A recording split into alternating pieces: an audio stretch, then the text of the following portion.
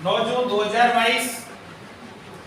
पहला है बेटा 8 जून को मनाया गया विश्व ब्रेन ट्यूमर दिवस। 8 जून को मनाया गया विश्व ब्रेन ट्यूमर दिवस।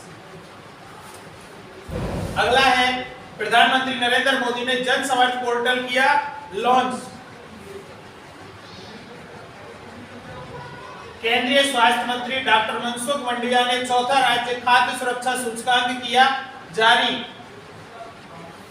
आरबीआई ने रेपो रेट 50 बेसिस पॉइंट बढ़ाकर किया 4.90%।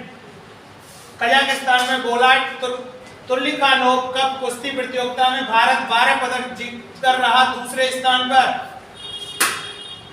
नागरिक उड्डयन मंत्री ज्योतिरादित्य सिंधिया ने पहली राष्ट्रीय वायु खेल नीति 2022 की लॉन्च। प्रधानमंत्री नरेंद्र मोदी आज नई दिल्ली में बायोटेक स्टार्टअप प्रदर्शनी 2022 का करेंगे उद्घाटन। ओडिशा में मनाया जा रहा है शीतल षष्ठी पर्व। मिताली राज ने अंतरराष्ट्रीय क्रिकेट से लिया संन्यास। दुनिया के सबसे बड़े समुद्री अभ्यास रिम ऑफ द पैसिफिक में हिस्सा लेगा भारत। महाराष्ट्र 5 साल बाद एक बार फिर भारत का शीर्ष चीनी उत्पादक राज्य बना। उत्तर प्रदेश को छोड़ा पीछे।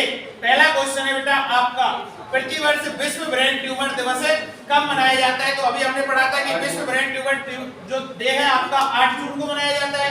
देखो बेटा होता क्या है ये कि विश्व ब्रेन ट्यूमर होता क्या है। सबसे पहले आपको मैं ब्रेन ट्यूमर बता दूं बेटा कि ये होता क्या है।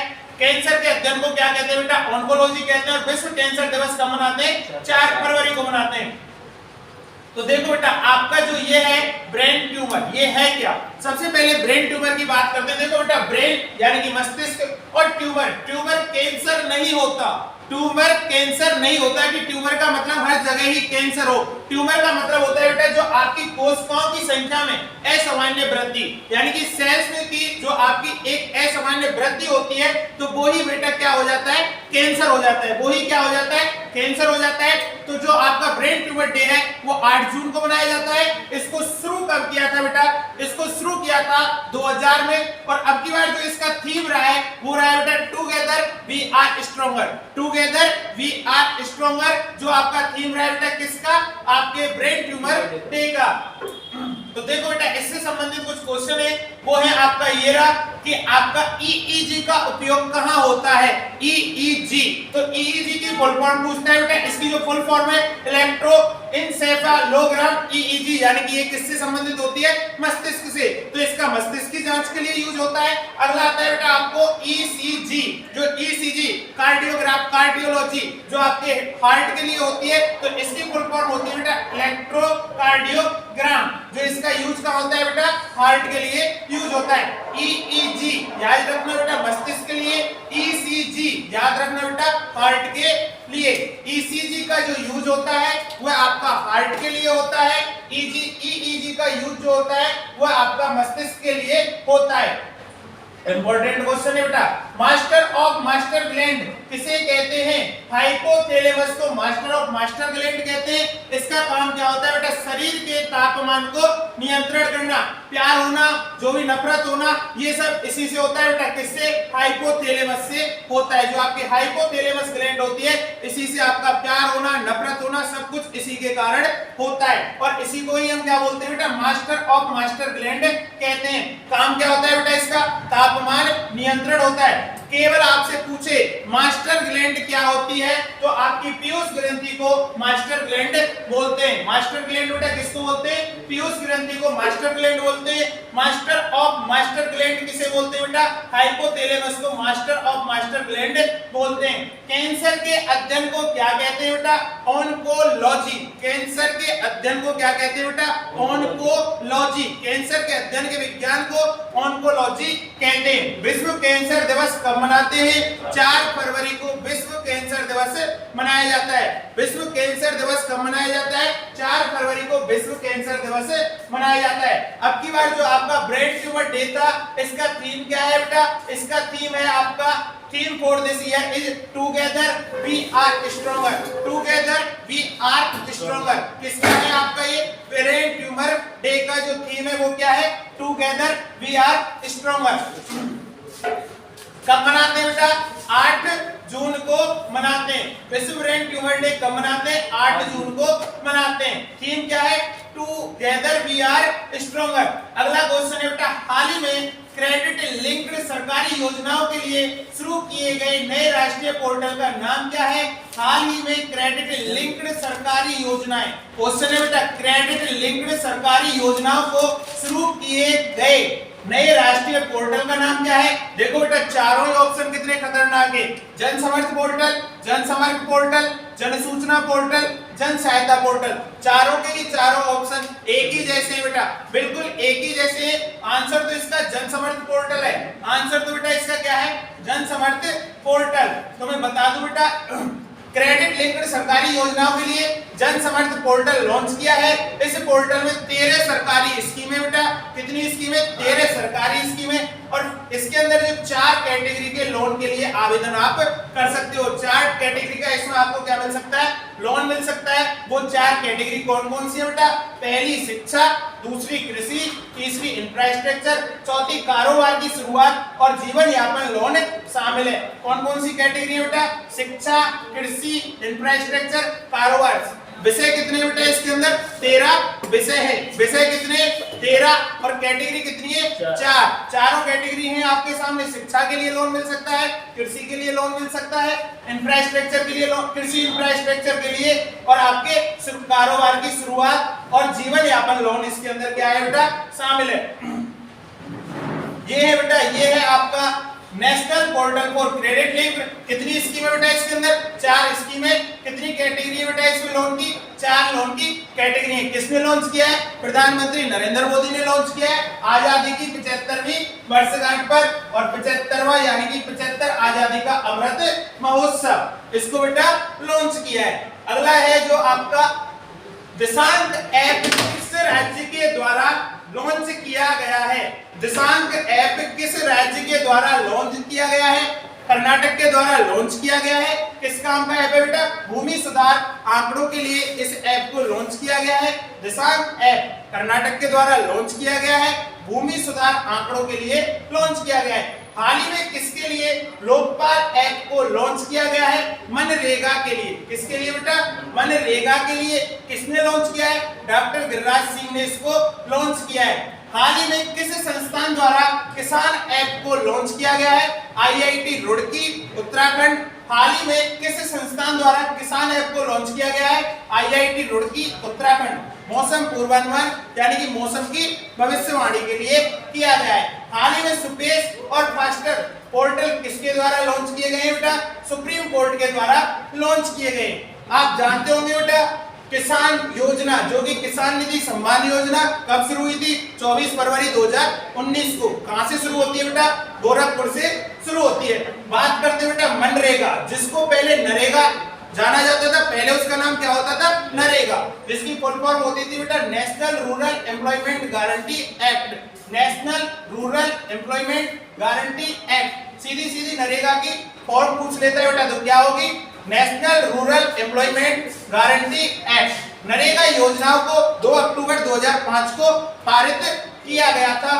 भारत में इसकी शुरुआत सबसे पहले 2 फरवरी 2006 को आंध्र प्रदेश के बांदावली जिले के अनंतपुर नामक गांव में हुआ था। अब इसका जो नाम है बेटा वो क्या हो गया?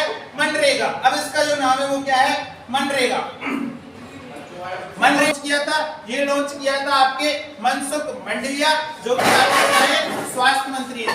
मनसुख मंडाविया जो कि आपके क्या है? स्वास्थ्य मंत्री है। बड़े राज्यों में तमिलनाडु, छोटे राज्यों में गोवा और आपके यूटी में सिक्किम, वो जम्मू कश्मीर। सॉरी बेटा, ये देखो अभी आपको मैं बता दूं FSSAI एक्ट, इसकी स्थापना हुई थी बेटा। अगर यहाँ से क्वेश्चन पूछे कि FSSAI की जो स्थापना हुई थी एक्ट अधिनियम 2006 के एक्ट से स्थापना हुई थी। इसने बेटा अभी एक कार्यक्रम लॉन्च किया था जो मैंने आपको बताया था, ईट राइट प्रोग्राम, जिसमें पहला स्थान किसका है? इंदौर का। पहला स्थान किसका है? इंदौर का, जो कि शिवराज सिंह चौहान ने आपको देखा होगा, मैसेज भी किया था। और दूसरा स्थान वाराणसी का है। तो ये आपके राज्य खाद्य सूचकांक की है बेटा। सबसे पहले नंबर पर top ranking large state category में है तमिलनाडु, दूसरे नंबर पर गुजरात, तीसरे नंबर पर Maharashtra. Top ranking small state category में है गोवा, दूसरे नंबर पर मणिपुर, तीसरे नंबर पर Sikkim. Top ranking union territory category में है आपका पहले नंबर पर जम्मू कश्मीर, दूसरे नंबर पर दिल्ली, तीसरे नंबर पर चंडीगढ़। किसने किया है बेटा इसको लागू, किसने लॉन्च किया? FSSAI मनसुख मंडाविया, जो कि आपके क्या है बेटा? स्वास्थ्य मंत्री। नॉन मुद्दल वन योजना किस राज्य द्वारा लॉन्च किया गया? तमिलनाडु द्वारा लॉन्च किया गया। इसका जो उद्देश्य है बेटा क्या है? Skill development. इसका उद्देश्य क्या है? Skill development. राष्ट्रीय डुगोंग संरक्षण केंद्र कहाँ स्थित है बेटा? तमिलनाडु। अगर आपसे डुगोंग का मतलब पूछे तो क्या होता है? समुद्री गाय। अगर आपसे डुगोंग का मतलब पूछे तो क्या होता है बेटा? समुद्री गाय। तो आपको याद रखना कि डुगोंग का जो मतलब होता है वो क्या होता है? समुद्री गाय। नॉन मुद्दल वन योजना किस राज्य द्वारा लॉन्च की गई है बेटा? तमिलनाडु द्वारा लॉन्च की गई है। उद्देश्य क्या है इसका? Skill development. अगला क्वेश्चन है बेटा, बृहदेश्वर मंदिर कहाँ स्थित है? तंजावुर तमिलनाडु में स्थित है। किसने बनवाया था? चोल वंश ने बनवाया था। और जो कौन सी शैली है? द्रविड़ शैली है। निर्माता कौन है बेटा इसके? राजा राज चोल फर्स्ट। अगर आपसे पूछे कि खाद्य सुरक्षा संग्रहालय कहाँ है, ये भी आपका तंजावुर तमिलनाडु में है। मेट्टूर बांध किस नदी पर स्थित है? आपकी कावेरी नदी, राज्य तमिलनाडु। मेट्टूर बांध किस नदी पर स्थित है बेटा? कावेरी नदी, राज्य है तमिलनाडु। ओंगली ओरवन किसकी आत्मकथा है? स्टॉलिन, जो कि आपके क्या है बेटा? तमिलनाडु के प्रधानमंत्री, वो मुख्यमंत्री हैं। तमिलनाडु के क्या है? मुख्यमंत्री।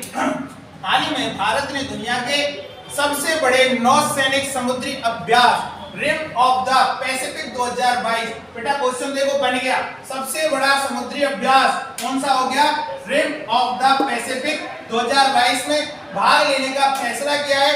इस साल इसका कौन सा संस्करण है? तो इस साल इसका कौन सा संस्करण है? देखो बेटा, रिम ऑफ पैसिफिक 2022 दुनिया का सबसे बड़ा नौसेना युद्ध अभ्यास है। दुनिया का सबसे बड़ा नौसैनिक युद्ध अभ्यास रिम ऑफ पैसिफिक 2022, उसमें लिख भी रखा था दुनिया का सबसे बड़ा समुद्री अभ्यास रिम ऑफ पैसिफिक। तो ये बेटा कहाँ होस्ट हो रहा है? कौन मेजबानी कर रहा है इसकी? अमेरिका कर रहा है। कौन से नंबर का है बेटा? 28वां संस्करण है। कहाँ हो रहा है ये? होनोलुलु। होनोलुलु जगह का नाम बहुत अच्छा है बेटा, होनोलुलु। पैसिफिक रिम का मतलब क्या है बेटा? यानी कि इसका मतलब है प्रशांत जो महासागर है उसका घेरा। क्या है बेटा इसका? प्रशांत महासागर के चारों तरफ का भूमि का घेरा है। प्रशांत घाटी में प्रशांत घेरे और प्रशांत महासागर के द्वीप शामिल है। देखो बेटा मैं आपको दिखा दूं, ये रहा जो आपका पैसिफिक वाला जो ये है, इसमें भारत से कौन भाग ले रहा है? भारत से ले रहा है बेटा P81, ये प्रशांत महासागर है। और जो ये नीले रंग का जो आपको दिख रहा है, यही बेटा क्या है? आपका पैसिफिक रिम। जो आपको ये नीले रंग का दिख रहा है ना, यही आपका क्या है? पैसिफिक रिम है। देखो बेटा ये क्या है कि यहाँ पर इसका शॉर्ट नाम याद रखना बेटा, इसको रिम्पैक के भी नाम से जाना जाता है। कई बार इसका शॉर्ट नाम आ जाता है, तो क्या है? रिम्पैक। क्या है इसका शॉर्ट नाम? रिम्पैक है बेटा इसका शॉर्ट नाम। आगे देखो बेटा, रिंग ऑफ फायर किस महासागर में स्थित है? प्रशांत महासागर में ही स्थित है। रिंग ऑफ फायर किस महासागर में स्थित है? प्रशांत महासागर में स्थित है। वेरी वेरी इंपॉर्टेंट क्वेश्चन है बेटा, ये ज्योग्राफी के क्वेश्चन है, अच्छे से पढ़ लेना। ज्वालामुखी, भूकंप, सुनामी के लिए सर्वाधिक संवेदनशील स्थान है। ज्वालामुखी, भूकंप, सुनामी के लिए सर्वाधिक संवेदनशील स्थान कौन सा है? प्रशांत महासागर। भूमध्य सागर का प्रकाश स्तंभ किसे कहा जाता है? तो भूमध्य सागर का जो प्रकाश स्तंभ है वो कहा जाता है बेटा स्ट्रोम्बोली को, जो कि क्या है? एक प्रकार का ज्वालामुखी है। भूमध्य सागर और लाल सागर के बीच जो संधि है वह कौन सी संधि है? तो वह है बेटा सुएज नहर जल संधि। भूमध्य सागर और लाल सागर के बीच जो संधि है वो कौन सी है बेटा? सुएज नहर जल संधि। भूमध्य सागर की कुंजी किसे कहा जाता है बेटा? जिब्राल्टर को क्या कहा जाता है? भूमध्य सागर की कुंजी कहा जाता है। भूमध्य सागर की कुंजी किसे कहा जाता है? जिब्राल्टर को कहा जाता है। सारे के सारे क्वेश्चन जियोग्राफी के। अब बात आती है बेटा ज्वालामुखी क्या होता है? आपको मैं बता दूं, ज्वालामुखी पृथ्वी की सतह पर उपस्थित ऐसी दरार या मुख होता है जिससे पृथ्वी के भीतर का गर्म लावा, गैस, राख आदि बाहर निकलते हैं। यानी कि नीचे से क्या होता है, गर्म लावा, गैस, राख, ये सब कहां से निकलते हैं, बाहर निकलते हैं। इसे क्या बोलते हैं बेटा, ज्वालामुखी बोलते हैं। ये उद्गार की प्रकृति के अनुसार से दो टाइप के होते हैं बेटा, एक होता है केंद्रीय उद्वेलन और एक होता है दरारीय उद्वेलन। इस उद्गार में लावा के साथ अधिक मात्रा में गैस प्राय एक संकारी, यानी कि ये क्या होता है बेटा ऐसे, और इसमें क्या होता है नीचे से ऐसे शंकु टाइप में निकलते हैं, और ये एकदम ऐसे इसमें से क्या होता है बेटा निकलता है, ठीक है। और जो दरारी वाला होता है उसमें से क्या होता है ऐसे धीरे धीरे निकलता है, लेकिन इसमें से क्या निकलता है, तेजी से निकलता है। इस उद्गार में लावा के साथ अधिक मात्रा में गैस एक संक्रिय नली या छिद्र के सहारे बाहर निकलती है। लावा का जवाब शंकु की तरह तथा कभी कभी गुंबद या टीले के रूप में होता है। अगला जो होता है बेटा इसका वो है आपका दरारी उद्वेलन वाले ज्वालामुखी। इस प्रकार के उद्वेलन में लावा के साथ गैस की मात्रा तो कम होती है, जिससे लावा दरारों में होकर धरातल पर जमने लगता है। कभी अधिक मात्रा में लावा के जमा होने से मोटी परत बन जाती है, जिसके फलस्वरूप लावा मैदान या लावा पठार बनते हैं। इसमें मैग्मा कम गाढ़ा होता है तथा मैग्मा सतह दूर तक फैलकर जम जाता है। इसमें बेटा आपसे सीधा सीधा पूछ सकता है कि दक्कन का पठार किस प्रकार का एग्जाम्पल है, तो मैं आपको बता दूं दक्कन का जो पठार है वो आपका दरारी उद्वेलन का प्रकार है। किसका बेटा, दरारी उद्वेलन का प्रकार है। जो ज्वालामुखी होता है उसके बाद आपकी बेसाल्ट चट्टान बनती है। कौन सी चट्टान बनती है बेटा, ज्वालामुखी फटने के बाद आपकी कौन सी चट्टान बनती है, बेसाल्ट चट्टान बनती है, जिससे काली मिट्टी का निर्माण होता है। जिससे कौन सी मिट्टी का, काली मिट्टी का, जिसे बेटा रेंगूर कहा जाता है, जिसे दक्षिण भारत में क्या कहा जाता है, रेंगूर कहा जाता है। जो किसके लिए यूज की जाती है, कपास की खेती के लिए यूज की जाती है। किसके लिए बेटा, कपास की कृषि के लिए होती है।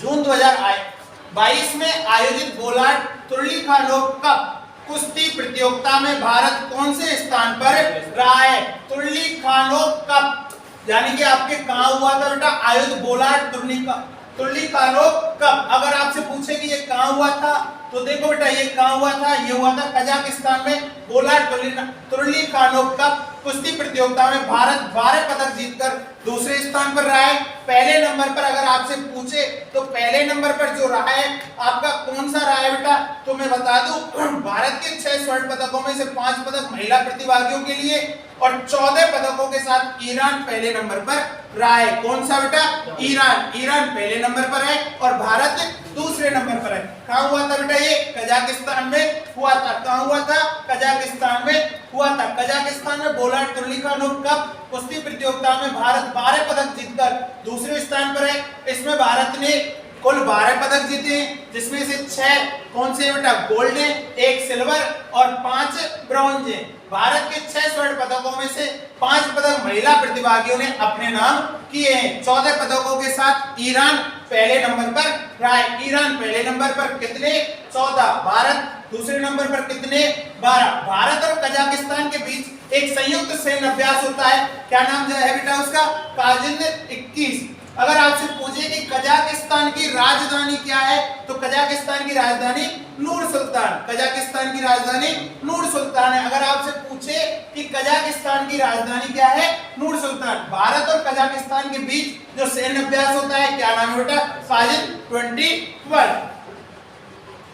आगे देखो बेटा, आपसे पूछे, मैं पूछूं आपसे कि थॉमस कप क्या है, तो ये बैडमिंटन का कप है। ये पुरुषों के वर्ग से संबंधित है, पुरुषों के लिए। इसमें बेटा किसने जीता, भारत ने जीता। किसको हराकर, इंडोनेशिया को हराकर। अगर आपसे पूछे कि उबेर कप, ये भी किससे, ये भी बैडमिंटन से है, लेकिन कौन से, महिला बैडमिंटन से संबंधित है। और इसमें बेटा किसने किसको हराया, इसमें जो है आपका साउथ कोरिया ने किसको हराया बेटा, चीन को हराया है। ये मैंने आपको लिखा दिए। थॉमस कप बैडमिंटन पुरुष, थॉमस कप बैडमिंटन पुरुष, भारत ने इंडोनेशिया को हराकर। अगर आपसे पूछे कि रवि दहिया कौन है, तो बेटा कुश्ती के खिलाड़ी है। किसके, कुश्ती के, हरियाणा के खिलाड़ी है। कहां के बेटा, हरियाणा के। टोक्यो ओलंपिक में सिल्वर जीता है। भारत ने टोक्यो ओलंपिक में 2 सिल्वर जीते हैं, जिसमें से एक रवि दहिया ने और एक मीराबाई चानू ने। एक किसने बेटा, मीराबाई चानू। साक्षी मलिक कि 2016 रियो ओलंपिक में महिला के द्वारा कुश्ती में जीता गया एकमात्र पदक ब्रॉन्ज, किसको बेटा, साक्षी मलिक को। ये बेटा व्यक्तिगत पदक था इसका। भारत को पहला व्यक्तिगत पदक किसमें मिला? बेटा व्यक्तिगत यानी कि पर्सनल, जो सिंगल गेम्स होते हैं। तो इसमें बेटा 1952 का ओलंपिक जो कि हेलेंस्की में हुआ था, उसमें किसको मिला था बेटा? केडी जादव को। किसके खिलाड़ी थे? कुश्ती के। और कौन सा मेडल मिला था? ब्रॉन्ज मेडल मिला था। और अगर पूछे उसके बाद महिला में कर्णम मल्लेश्वरी को 2000 का सिडनी ओलंपिक, कौन सा बेटा? वेट लिफ्टिंग का। कौन सा बेटा? वेट लिफ्टिंग का। आपको पता होगा अभी क्या बना दी थी, कुलपति बना दी है। प्रो कबड्डी लीग किसने जीता बेटा? दिल्ली दबंग ने। प्रो कबड्डी लीग किसने जीता? दिल्ली दबंग ने। नागरिक उड्डयन मंत्रालय ने एक राष्ट्रीय वायु खेल नीति MSAP जारी किया है। क्या जारी किया है बेटा? एक MSAP जारी किया है। कब? 7 जून को। किसने जारी किया? ज्योतिरादित्य सिंधिया, जो कि आपके क्या है बेटा? उड्डयन मंत्री। 11 खेल को इस नीति के दृष्टिकोण वर्ष में यानी कि रखा गया है। और इसका जो कब तक का टारगेट रखा गया है बेटा? इसमें 2030 तक का भारत को शीर्ष एयर स्पोर्ट्स राष्ट्रों में से एक बनाना है। किसने लॉन्च किया है बेटा? ज्योतिरादित्य सिंधिया, जो क्या है आपके उड्डयन मंत्री। 9 से 10 जून 2022 को कहां पर बायोटेक स्टार्टअप प्रदर्शनी 2022 का आयोजन किया जाएगा? कहां पर? इसका आंसर तो बेटा नई दिल्ली है। पर मैं आपको बता दूं कि बायोटेक स्टार्टअप जो है नई दिल्ली के प्रगति मैदान में कौन करेंगे बेटा? खुद PM नरेंद्र मोदी। उद्देश्य क्या है बेटा इसका? उद्देश्य तो बेटा इसको भारत को आत्मनिर्भर बनाना इसका उद्देश्य है। मैं आपसे अगर पूछे कि बायोटेक है क्या? बायोटेक है क्या? Biology plus technology. Biology plus technology. जैसे आप क्लोन बनाते हो, जैसे आप क्लोन बनाते हो, जैसे किसी के बच्चा नहीं होता है तो हम टेस्ट ट्यूब का सहारा लेते हैं, तो बायोलॉजी के अंदर किसको घुसा दिया बेटा? टेक्नोलॉजी को। वही क्या है आपका? बायोटेक है। तो बायोलॉजी प्लस टेक्नोलॉजी।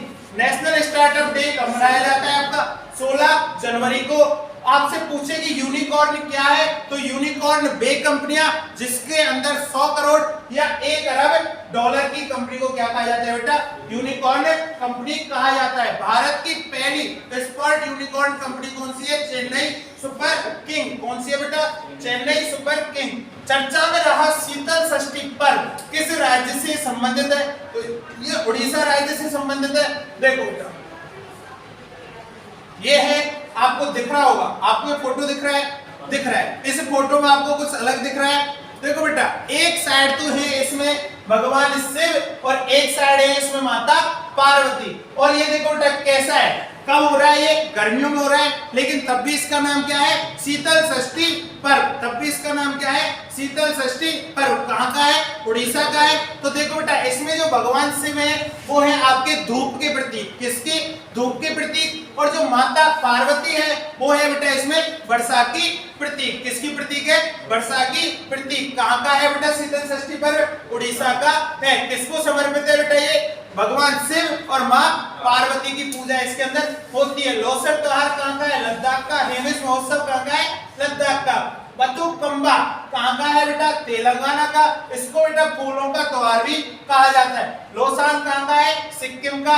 हेरात कहाँ का है? जम्मू कश्मीर का, जो जिसको बेटा क्या बोलते हैं? महाशिवरात्रि। थाईपुसम महोत्सव। थाईपुसम महोत्सव कहाँ का है? तमिलनाडु का। बेटा इसकी एक विशेषता है, इसमें पीले वस्त्र पहने जाते हैं और जीभ में सुई चुभोना। जीभ में क्या होता है बेटा? सुई चुभोना। थाईपुसम महोत्सव। अगला है बेटा आपका छठ पूजा बिहार, यानी कि नदी और सूरज। इसके अंदर नदी और सूरज की। सिग्मो फेस्टिवल गोवा का। कलपति रथ महोत्सव केरल का। काला घोड़ा महोत्सव मुंबई का। काला घोड़ा महोत्सव मुंबई का है। ये है बेटा मिताली राज, जिसने अभी संन्यास लिया है। हाल ही में जिसने क्या लिया है बेटा? संन्यास। 10,000 रन बनाने वाली एकमात्र महिला। और बेटा इसने क्या किया है? इसने कितने वर्ल्ड कप खेले? 6 वर्ल्ड कप खेले। कौन कौन से बेटा? 2000 का, 2005 का, 2007 का, 2012, 2017, 2022 का। 2021 में मेजर ध्यानचंद पुरस्कार एकमात्र क्रिकेटर किसको मिला है? मिताली राज को। 155 मैचों में कप्तानी की है, जिसमें से 89 मैच जीते हैं। बेटा ऐसे आपकी एक है झूलन गोस्वामी, झूलन गोस्वामी, जो आपने सुना भी नहीं होगा नाम, इसके ऊपर मूवी भी बनी हुई है, अनुष्का शर्मा ने उसके अंदर रोल किया है झूलन गोस्वामी का। कितने वर्ल्ड कप जीते वो, कितने वर्ल्ड कप खेली है बेटा? ये भी 5 वर्ल्ड कप खेली है। अगर मैं पुरुषों में पूछा जाए तो 6 वर्ल्ड कप खेलने वाला केवल एक खिलाड़ी है, सचिन तेंदुलकर। उसके बाद कोई भी दूसरा खिलाड़ी नहीं हुआ है। ऐसी आपकी कौन है बेटा? मिताली राज। आईपीएल 2022 में कौन सी 2 नई टीमों को शामिल किया गया? अच्छे से पता है, गुजरात टाइगर और लखनऊ। आईपीएल 2022 के विनर कौन सी टीम है? आपको अच्छे से पता है, गुजरात टाइटंस, जिसके कप्तान कौन थे? हार्दिक पांड्या। किसको हराया है? इसने हराया बेटा राजस्थान रॉयल्स को। 2022 आईपीएल का कौन सा संस्करण था? 15वां संस्करण था। कितनी टीमें खेली? 10 टीमें खेली थी। आईपीएल 2022 के पर्पल कैप और ऑरेंज कैप के विनर कौन है? पर्पल कैप युजवेंद्र चहल और ऑरेंज कैप के जॉस बटलर। ठीक है बेटा। 8 जून 2022 को मौद्रिक नीति समिति एमपीसी ने रेपो दर को 50 आधार अंकों से बढ़ाकर कितना प्रतिशत कर दिया है? तो मैं आपको बता दूं, कर तो बेटा इसने 4.90% कर दिया है, पर है क्या ये? देखो बेटा इसे कौन करता है? मौद्रिक नीति समिति। और बेटा मौद्रिक नीति समिति भारत सरकार द्वारा गठित एक समिति है, जिसका गठन ब्याज दर निर्धारण को अधिक उपयोगी एवं पारदर्शी बनाने के लिए 27 जून 2016 को किया गया था। इसके अंदर बेटा टोटल कितने मेंबर होते हैं? टोटल 6 मेंबर होते हैं। 3 रिजर्व बैंक ऑफ इंडिया के होते हैं, 3 आपके भारत सरकार के होते हैं। तो बेटा इसका हेड कौन होता है? आपका जो इसका आरबीआई का गवर्नर होता है वही हेड होता है। फिलहाल में आरबीआई का गवर्नर कौन है? शक्तिकांत दास आरबीआई का गवर्नर है। कौन सी पॉलिसी रेट बेटा इसको निर्धारण करती है, यानी कि रेपो रेट पॉलिसी का ये निर्धारण करती है। और बेटा मौद्रिक नीति जारी करती है, हर 2 महीने में जारी करती है। कितने में? हर 2 महीने में। तो साल में 6 बार, साल में 6 बार। पहले 4% थी, फिर 4.4% और 4.9%। क्यों जारी की जाती है बेटा? महंगाई को कंट्रोल करने के लिए लागू की जाती है। महंगाई को कंट्रोल करने के लिए लागू की जाती है, जारी की जाती है। वर्तमान में आरबीआई के गवर्नर कौन है? वर्तमान में आरबीआई के गवर्नर है बेटा शक्तिकांत दास। आपकी जो आरबीआई की स्थापना हुई थी 1 अप्रैल 1935 को हुई थी, बैंक ऑफ इंडिया एक्ट 1934 के अनुसार। मुख्यालय कहाँ है बेटा इसका? मुंबई में है। गवर्नर कौन है? शक्तिकांत दास। बस ठीक है।